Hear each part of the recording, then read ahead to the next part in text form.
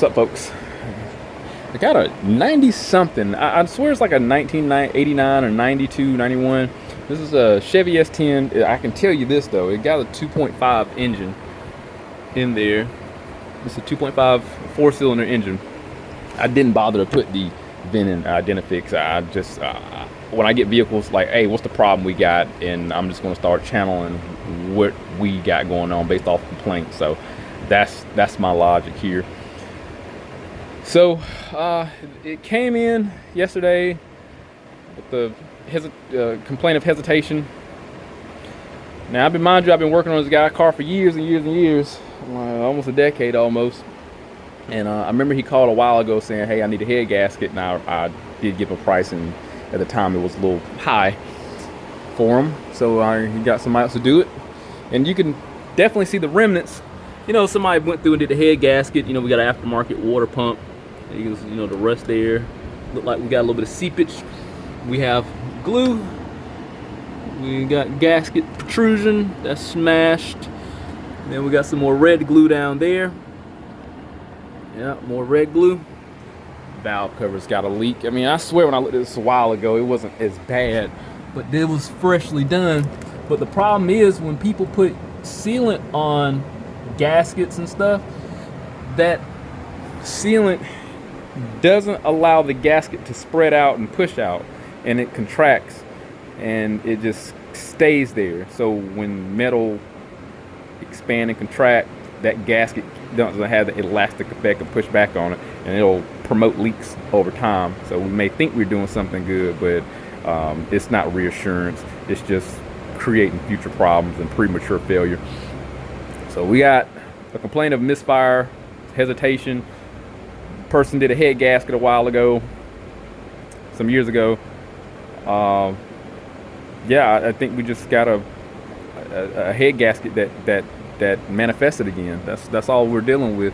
Let me let you hear it, because when I first got the vehicle, well, when I first got into it today and started up, it struggled to start up. I'm gonna see if I can replicate that, and I have an idea. So let's start it up, see what it sounds like now. Maybe we'll get it to misfire a little bit. Maybe we'll experience a little bit of hesitation. Then we'll go and look at some context clues of why I suspect the head gasket's blown, and then we'll formulate some sort of game plan.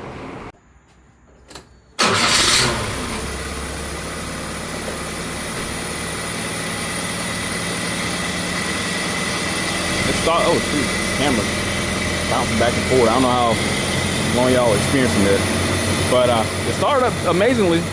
Started up really good. Runs really good. You hear that? Oh. Coming from there. That's one clue.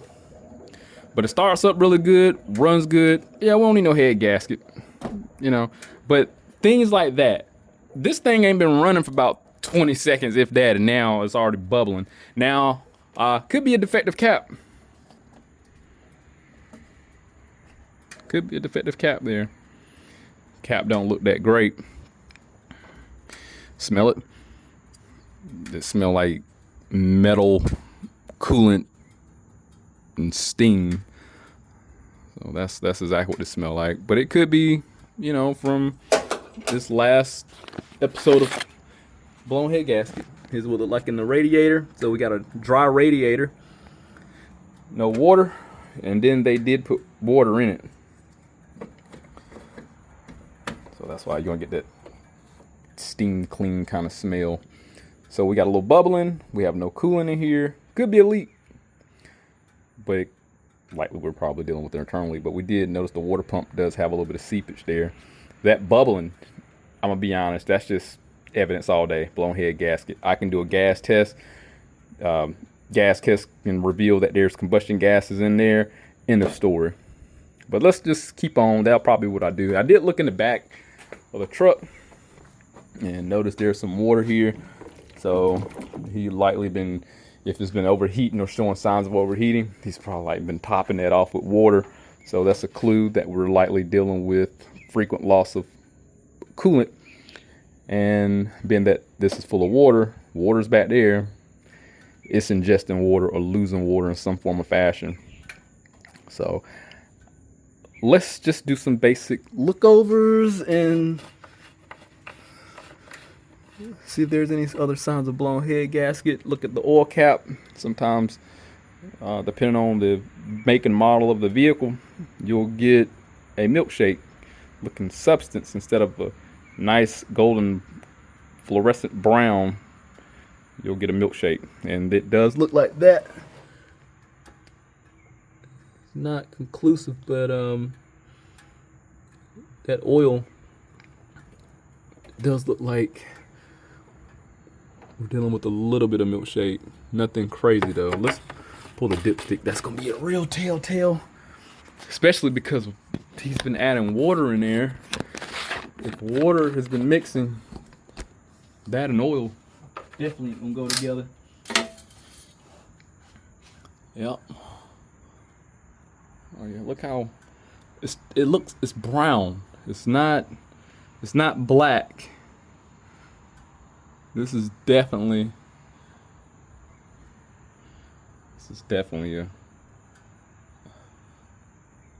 definitely water mixing with it. You can kind of smell it a little bit too. All right, let's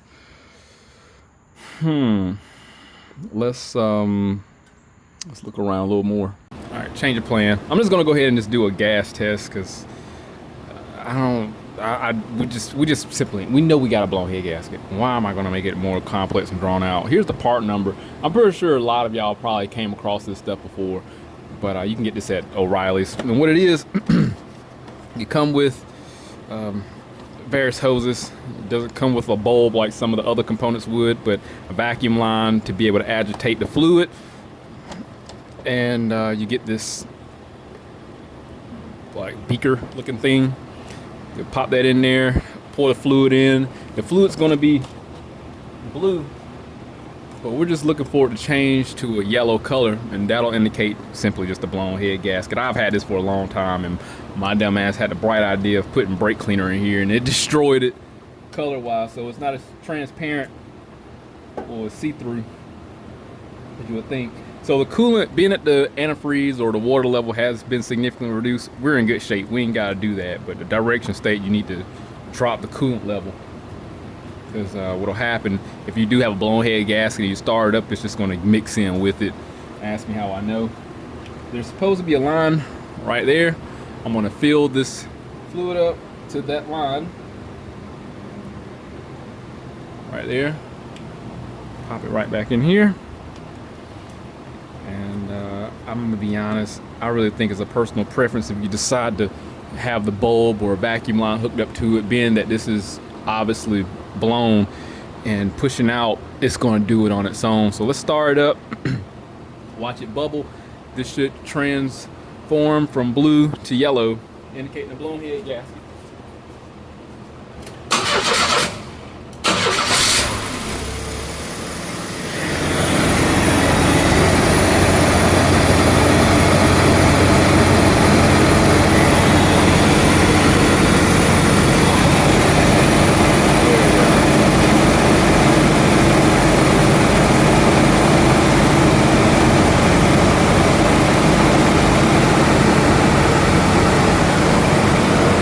Need we do any more? I mean, that pretty much answered our question. We got a blown head gasket. You saw it was blue. Ain't no magic tricks around here. I ain't got the capacity to swap this. So this stuff said he needs a head gasket, and I did have to push down on it for it to seal properly and promote that agitation. Only other thing I really can do, I'm not sure how well this coolant system is sealed up. I could administer air pressure and then probably get it to misfire. Fill it up with water, put air pressure in it, and see if it'll enter the combustion chamber. And we could probably just get a good look at that, but we got to figure out which one it is. And being that we don't have any technology and the car doesn't tell you which cylinder is misfiring, we're probably going to have to pull each individual spark plug out, inspect the plugs for health conditions, or to understand the environment in which the combustion is taking process. So that'll let us know if we're looking for some clean spark plugs. So let me do that. Took the initiative to get the plugs out. Here's 1, 2, 3, and 4. And we can look at the tips of them. This is really going to dictate the running condition inside the combustion chamber, and it's got a tan color to it, which is indicating it was running lean. Excessive heat. So this is the number 3. This is going to be the cleaner looking one. So likely best to put the Borescope down in cylinder 3 and 4. Look how clean this one is right here. So what I'm looking at is in the insulation right there, the white part. You got the electrode and then the ground here. Just looking to make sure it's they're intact and any inconsistencies. So see how this one's all uniform with one color, and it still could be rust, you know, depending on how long it's been sitting with water being in there and the vapors got around. But this is definitely cleaner, and you can see how they are different, and these are neighboring one another. Typically head gaskets blow, they tend to favor the neighboring, they tend to have relatives, and the closest cylinder is usually going to be the problem. So let me show you what I got. I have a little bit of pressure in there, currently at around 9. I'm going to put a little bit more in there, and we'll go to the back 3 and 4 with those cylinders and put the Borescope down there and see what it's looking like. I did have to put about 3/4 of a gallon of water in here. So ideally when you do this trick, you want to make sure the cylinders are submerged right at the fire ring. So basically get it, you know, nearly filled up with a little bit of room to where logically the cylinders are going to be submerged. So wherever the head gasket is, just make sure you get your water level above that on the radiator. And this is going to be the Depth-Tech DS700, I want to say, and it's got the 90-degree camera. I don't know if y'all seen what I've used it for in the past videos, but the quality is great and it has 90-degree. Customer service is really good because if you looked at one of my videos before, it failed and I had to reach back out to them. Even though I had like a 2-year warranty, they just sent another one. They didn't even request it back, strangely. All right, so what I did, I wound up bringing up the pressure to 15. Take this camera, go in our cylinders in the back, and logically, they should be the problem cylinders, troubled cylinders.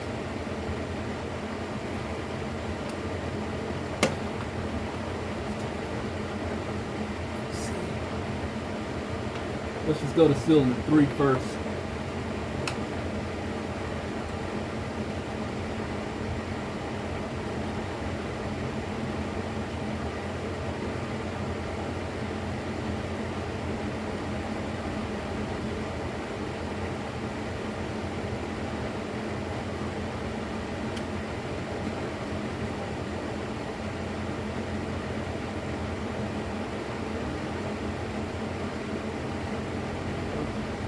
Fluid right there in cylinder 3. So I get this camera cleaned up.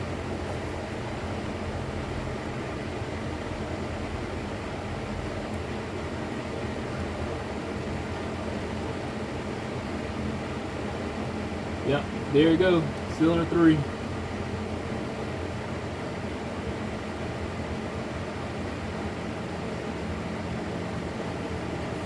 Clear as day.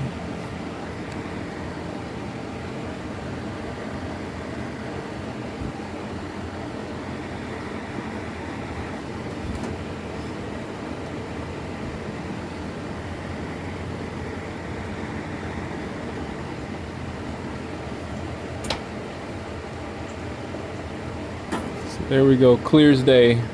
I'm gonna hit it again with some more air pressure. Maybe we can get that teardrop to fall. We're about 13 right now. Let's see if we can. So you can see it's glistening now. So I start adding more pressure.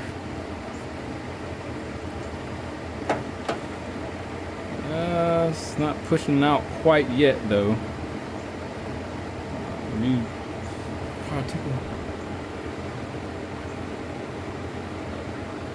I'm pretty sure at some point it'll collect, get overwhelmed, and just trickle down. Probably might be worth just giving it a minute, see if it'll achieve that.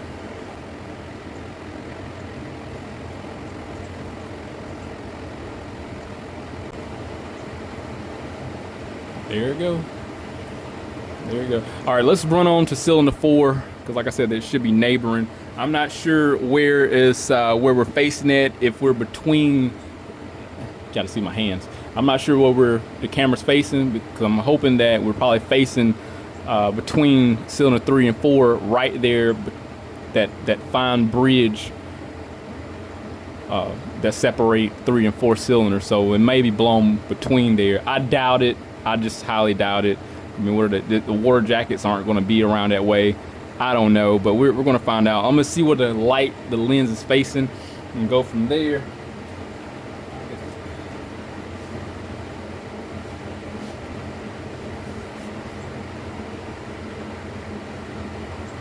So we're facing towards cylinder. Oh wow, golly! Hey, look, we were facing towards cylinder 2, but I was dead wrong. Let me show you something. While that pressure was sitting there developing, look at this. It's a swimming pool. Jeez Louise, a swimming pool in cylinder 2. Can you see that? That's crazy. I didn't expect that. Wow, it just filled up with water. That's crazy. Let's see if we can throw the camera in there. I ain't know it's gonna be that bad. I mean, this damn thing probably will hydro lock. Let's see. Let's go to. There's.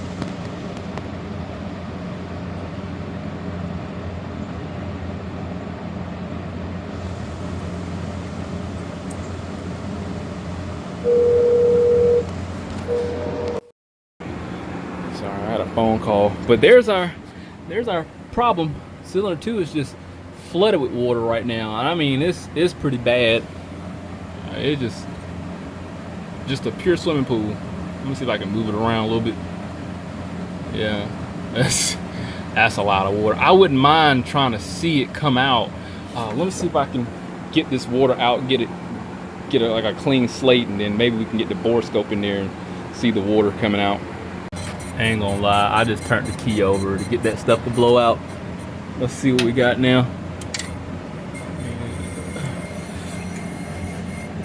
Oh shoot. Oh wow, that's how bad. That is crazy. That is crazy. You can hear it. I thought it was like an electronic actuator. Let me shut up. That's water coming out the side of the cylinder here. Let me turn this camera around.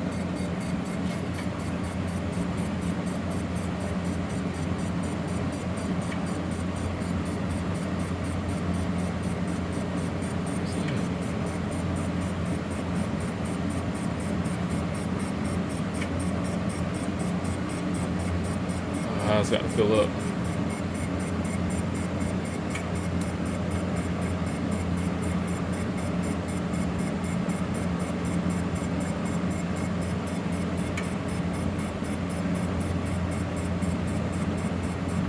There you go.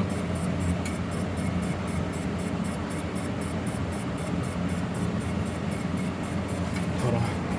Let me wipe that off. That's the issue. That is wild. I've never seen a head gasket blown that bad. That is crazy. Just let that sink in. That's a pun there. So let's see where we're facing. So this is facing cylinder 1. I'm not sure if this shows all the detail. I mean, this is a good quality camera. Man, that's you can see the water rising. Let's go let that sit for a little bit so we can just get a good visual of this. This is why I like this camera, because it got such great detail.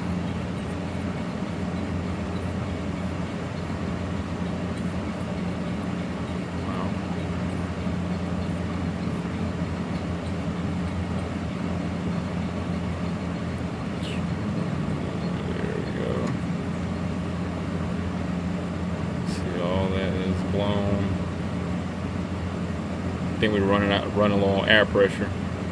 And I would have to, well, obviously I have to pull this off to see how bad it's warped, but you can see the gap in there at the top. See that gap up there? That's what I'm concerned about. That's crazy. That's neat. I'm gonna turn the engine over with the starter to get all that stuff to spew out. Let me show you that.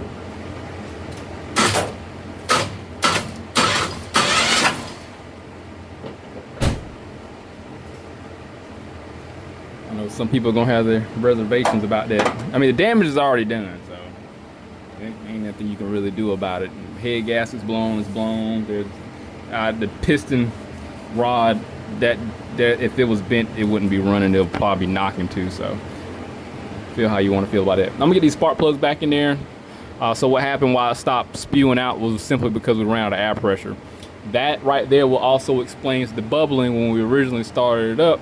And you can hear it coming out the reservoir because of how significant that leak was. I've never seen a head gasket blow that bad in a cylinder to where you put air pressure in there. It sounded like a fuel injector. It was pulsating like it had I thought it was like some sort of idler control valve having some sort of pulse with modulated signal or stuck injector, because I'm like, why is it still bump bump bump bump? You can hear it because it had a frequency to it.